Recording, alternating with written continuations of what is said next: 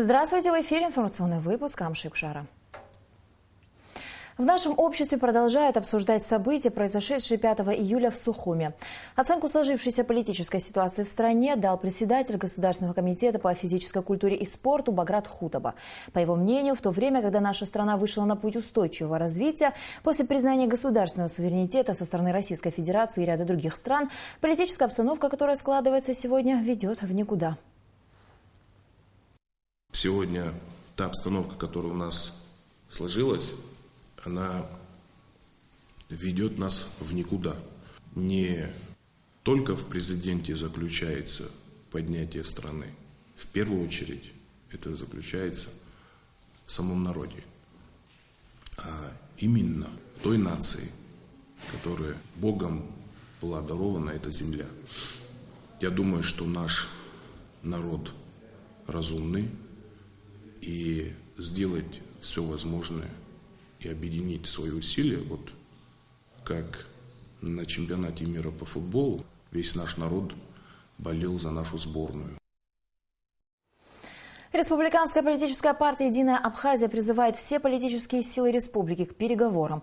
В заявлении партии, распространенном 7 июля, содержится призыв ко всем политическим силам, как провластным, так и оппозиционным, увести своих сторонников с площадей и улиц, сесть за стол переговоров, целью которых должно стать создание сильного и эффективного правительства. Абхазское общество не может существовать в условиях бесконечных выборов, перевыборов и уличных эксцессов. Чтобы остановить дальнейшее сползание страны в пропасть, необходимы решительные и твердые меры, направленные на укрепление государственности, стабильности и порядка в стране, считают в «Единой Абхазии». Партия заявляет, что выступает за цивилизованные решения любых вопросов, за диалог и компромисс в обществе. В этом ряду мы видим в создании правительства народного доверия с действенным кабинетом министров, который должен быть сформирован как от власти, так и из числа представителей других политических сил, отмечается в заявлении.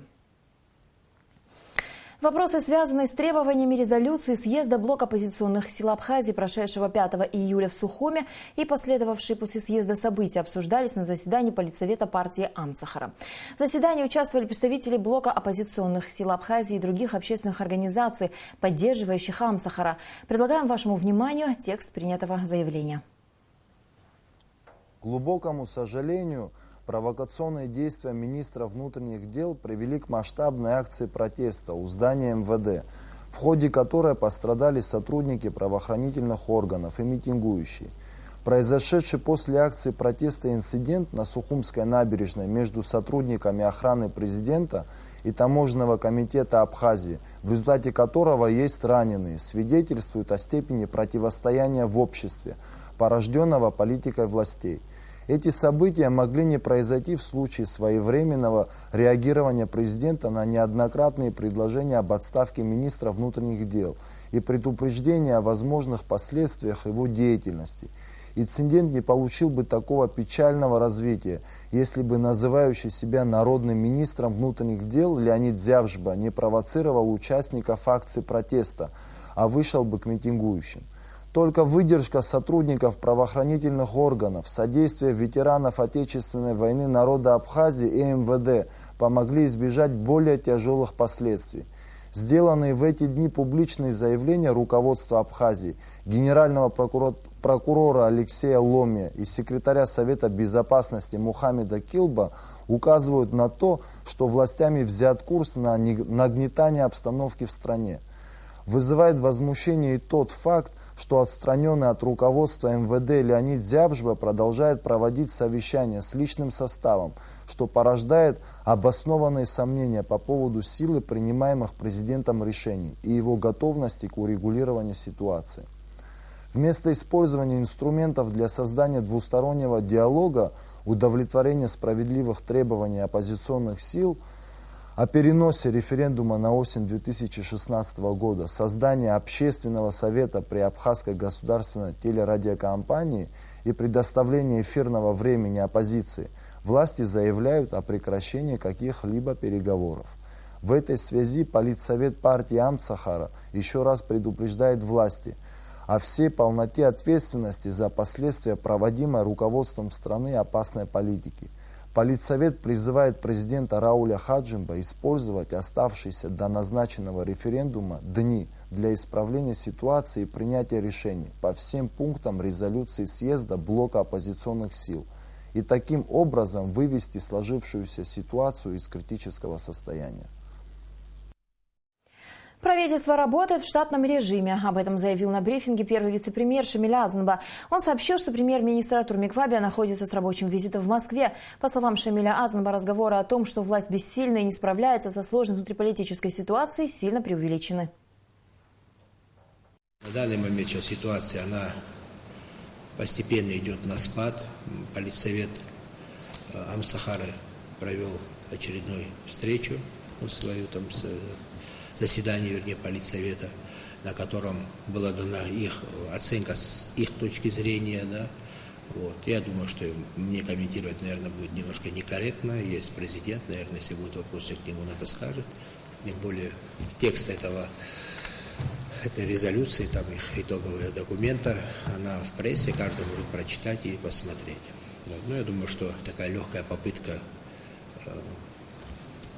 перенести вину на власть. Извините, никто их не приглашал прийти в МВД, в этот режимный объект. Но, к сожалению, случилось то, что случилось. Народ и власть, власть и народ должны быть едины как никогда. Народ, я имею в виду народ весь, не только там сторонники и так далее, ни в коем случае.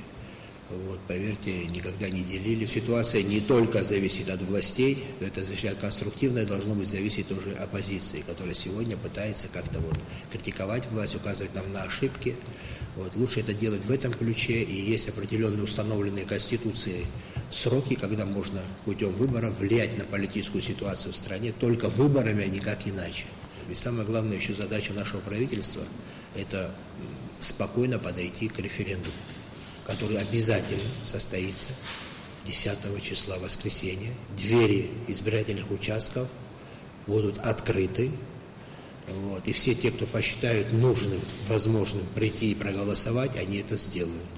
Кто не захочет, он не придет. Я читал решение политсовета, вот, что, мол, возмущены заявлением прокурора и так далее. А как, извините, пожалуйста, прокурор должен спать и молчать? Как это так? Случилось событие. Был атакован режимный объект. В 2004 году были события нелицеприятные. 2014 год тоже, он неоднозначно можно о нем говорить. Все равно было политическое напряжение, скажем так, мягко говоря. Но никто себе не позволил в этот день кидать камень, бутылки с зажигательной смесью, или потом вечером с автоматами устраивать разборки. Позавчера мы, к сожалению, эту черту тоже перешли. К большому сожалению. Хотел бы подчеркнуть, сказать еще раз. Тем, кто очень серьезно перешел черту, на снисхождение надеяться не стоит. Все, что об этом говорит закон, Конституция, уголовное право, все это будет применено. Конечно, окончательное решение будет за судом. Я очень надеюсь, что дело обязательно будет передано из прокуратуры в суд, и оно будет иметь логическое завершение. Вещи надо называть своими именами. Это никто никого не пугает. Вы все видели, что там происходило. Какой беспредел и какое бесчинство. Один раз простили, второй раз простили. Извините, почему-то в нашем обществе доброта принимается за слабость. Неправда. Власть не слабая, и власть способна вернуть ситуацию в законное русло. Были ли контакты у власти с лидерами оппозиции? Насколько я знаю, переговоры идут, посылаются группы, народная дипломатия используется, официальные каналы и так далее. Идут, насколько я знаю, это происходит. Леонид Зябшева в здание МВД не приходит. Все это не более чем досужие вымыслы. Мне буквально вчера один из руководителей оппозиции звонил, говорит, а что вы делали указы, а он там находится. Я быстренько выяснил, это страшилки, это просто выдумки, инсинуации, опять, чтобы накалять ситуацию. Это все звенья одной цепи, неправда. Леонид Зябшева указом президента и де юре, и де факто отстранен на время проведения прокурорской проверки. Они ежедневно на страже безопасности людей. Абхазские спасатели отмечают свой профессиональный праздник. В 2006 году было создано управление по чрезвычайным ситуациям. Спустя 8 лет оно было преобразовано в министерство.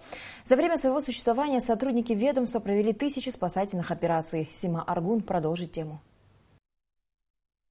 Еще до начала праздничного мероприятия пожарные и спасатели возложили цветы к мемориалу славы в Сухуме. Первые огнеборческие подразделения в Абхазии были созданы еще в конце XIX века, а опыт пожарных команд времен СССР сыграл немаловажную роль в становлении современного спасательного ведомства нашей страны. В этом году Министерство по чрезвычайным ситуациям отмечает 10-летний юбилей. За время существования ведомства сотрудники не раз на деле доказывали свою надежность, грамотно действуя в любых ситуациях, отметил министр по чрезвычайным ситуациям Лев Квициня, поздравляя своих подопечных. За минувшие 10 лет сотрудники МЧС Абхазии принимали участие в сотнях спасательных операциях, в ликвидации огромных чисел чрезвычайных природных, техногенного характера, спасении жизни сотни граждан республики, а также иностранных граждан, приезжающих в республику Абхазия. Благодаря работе сотрудников нашего ведомства сохранены сотни миллионов рублей в виде спасенного государственного и частного имущества. Но, к сожалению, не все наши сотрудники сегодня в общем строю. Многие из них погибли во время войны 92-93 годов. Некоторых не стало в последние годы. Память о них будет с нами всегда. Сегодня сотрудники ведомства принимают поздравления от зарубежных коллег. Свой профессиональный праздник они отмечают в Абхазской государственной филармонии. Здесь по случаю юбилейной даты состоялось торжественное собрание. Мы видели, как проходило становление МЧС Абхазии.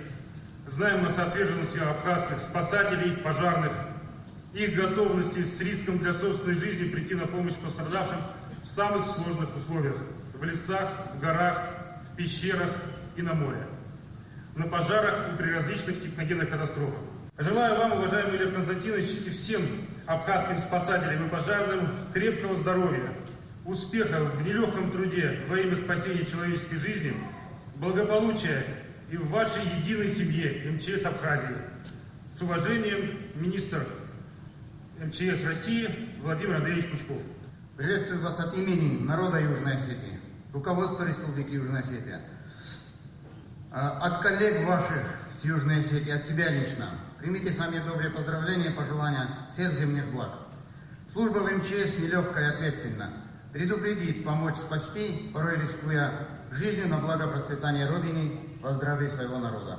Спасение на воде при пожаре во время ДТП в горах. Сотрудники ведомства готовы прийти на помощь всем, кто в ней нуждается в любую минуту. Пожарные, спасатели, горные спасатели, сотрудники государственной инспекции по маломерным судам ежедневно принимают участие в спасательных операциях, ликвидируют чрезвычайные ситуации природного и техногенного характера. А главное, спасают жизни людей. Тимур Квартия решил стать спасателем, как его друзья, еще в армии. Вовремя приехать на место происшествия – это только полдела, делится нюансами своей работы Тимур. После службы я подписал контракт, работал в армии 3 года, и после этого, после заключения контракта, как-то вот узнал, что товарищи работают, занимаются такими делами, спасают людей. Мне очень это понравилось.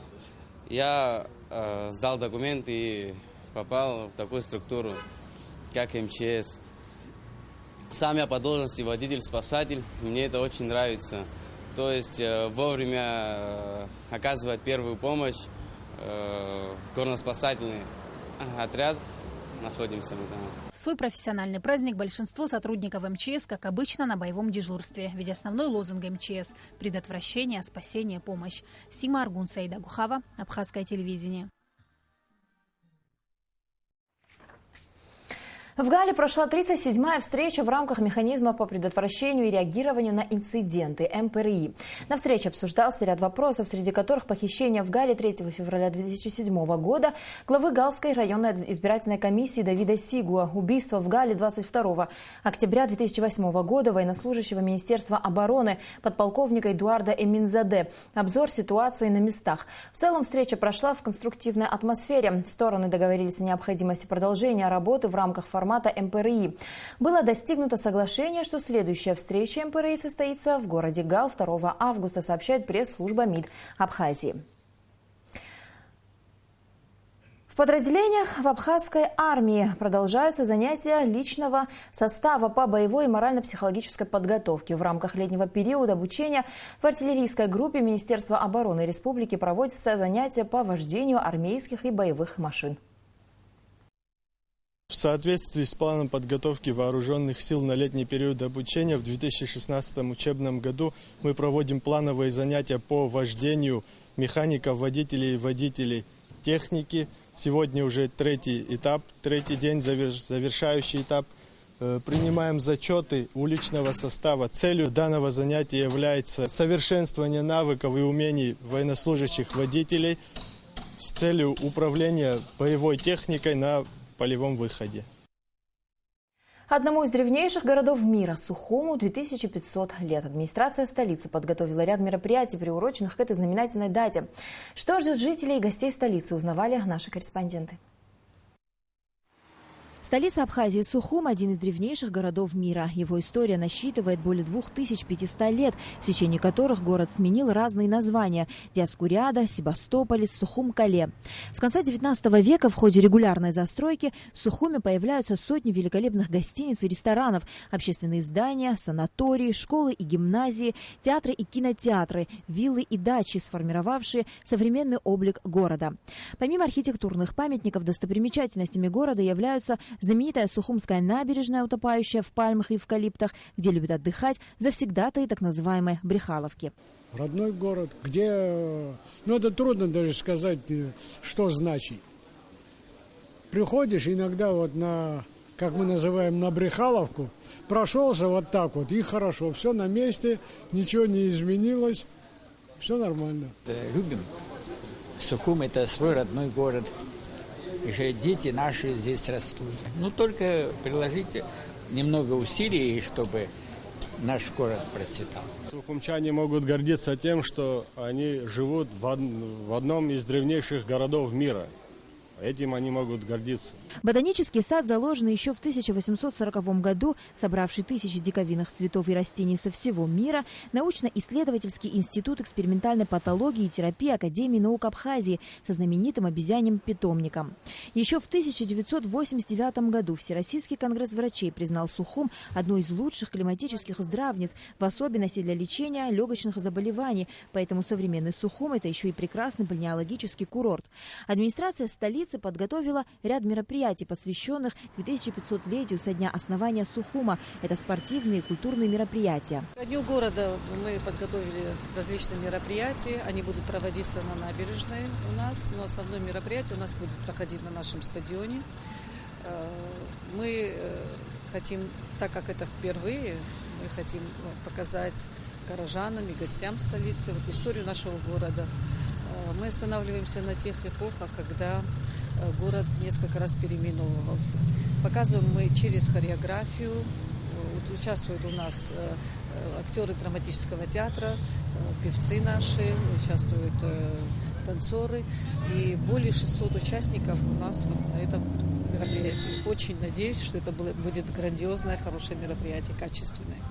В многонациональном городе представлены многие конфессии. Кафедральный собор Благовещения, лютеранская кирха, синагога. А в 12 километрах от города объект паломничества, Каманский храм X-XII веков, воздвигнутый на месте успокоения в IV веке нашей эры святого Иоанна Златоуста, каменная гробница которого находится в храме.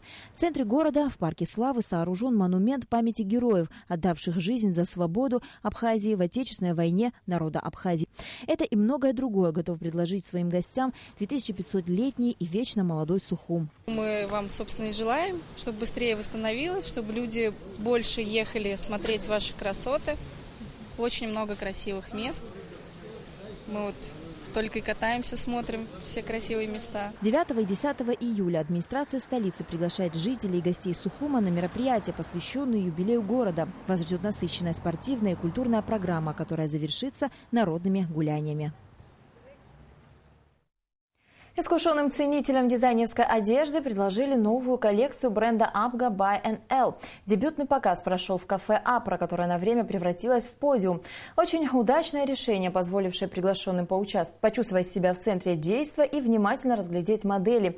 Линия бренда Abga Clothing Abga by NL – это соблазнительные романтичные летние истории, ставшие вдохновением для создания коллекции Abkhazian Gardens Fruits and Flowers. Яркие акварельные рисунки цветов и фруктов от молодых абхазских художников, фруктов. Украшающие модели из линии Abga by NL напоминают цветущий сад где-то в Старой Гагре. Создатель бренда Abga Clothing Ксения Багапш, креативный директор Николь Лазба. Зал за считанные минуты наполнился любителями стиля и моды, а хорошая музыка создала отличное настроение.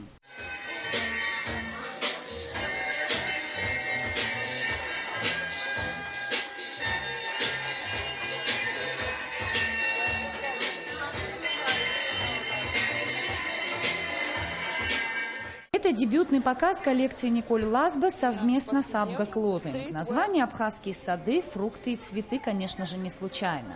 Яркие акварельные принты цветов и фруктов, украшающие модели из линии Abga by NL, действительно напоминают летние цветущие абхазские сады. Нежные пионы, яркие нарциссы и соблазнительный инжир в сочетании со сплавами из динамических отрезков, острых линий и женственных силуэтов 50-х никого не оставили равнодушными.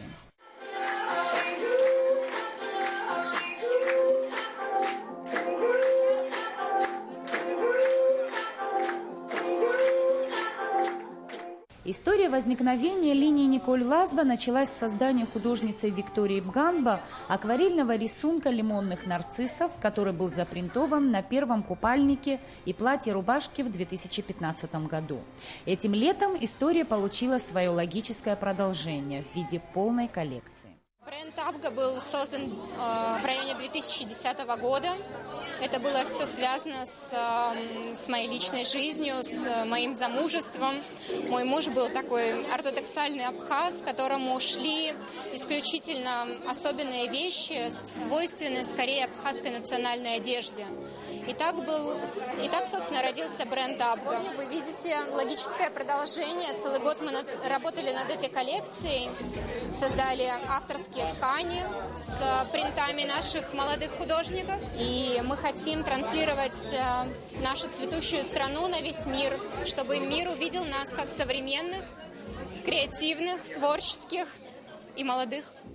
Модные брюки-кюлоты, женственные платья в стиле 50-х, юбки в пол, смелые яркие топы, стильные юбки миди, платья-рубашки, комбинезоны и актуальные пижамные костюмы. Материалы, из которых выполнена коллекция, это сатин, деним и атлас, полностью соответствуют всем трендам этого лета. Каждая модница найдет для себя что-то актуальное и в то же время оригинальное. Женские костюмы из летней линейки созданы для путешествий и красивых праздников, для которых даже не нужно искать повод. Николь Лазба предлагает прикасаться к прекрасному ежедневно. Я хочу, чтобы вот все, что мы делаем, ассоциировалось у людей в Абхазии и вне Абхазии, именно с Абхазией, со всем, что связано с Абхазией. Будет у нас, может быть, попозже вечерняя линия, потому что, это у нас популярно очень, вечерние наряды. Но вот сейчас, на данный момент, очень много дизайнеров абхазских, которые шьют именно вечерние платья. А мы хотели сделать именно повседневную стритвер одежду. Организатором показа выступила Ади Цицикутани. Вся команда, принимавшая участие в подготовке мероприятия, профессионалы, каждый в своем деле. Партнерами выступили ресторан «Апра», салон красоты класса «Люкс», «ПМ Стайл». Сегодняшний день для меня дебют как для организатора показа, так и как в качестве ведущей. Вы знаете, мне немного сложно оценивать свою работу, и, наверное, это было бы немного нескромно с моей стороны, но по реакции, по лицам наших людей, наших дорогих гостей, я думаю, все прошло отлично. Показ занял всего 10 минут, но ожидание того стоило. Это было действительно свежо, интересно, тонко и необычно. Все, что увидели зрители здесь, трудно представить в сочетании с другими предметами одежды. Каждый из образов коллекции «Абхазские сады», продемонстрированный на подиуме, выглядит совершенно самодостаточным. Нис Фарш, Бабислан Джинджолия, Абхазское телевидение. И в завершении выпуска о погоде. По сообщению гидрометеослужбы, в Абхазии будет облачно, временами ливневый дождь с грозой, температура воздуха ночью 20-22, днем 27-29 градусов, температура морской воды 25 градусов.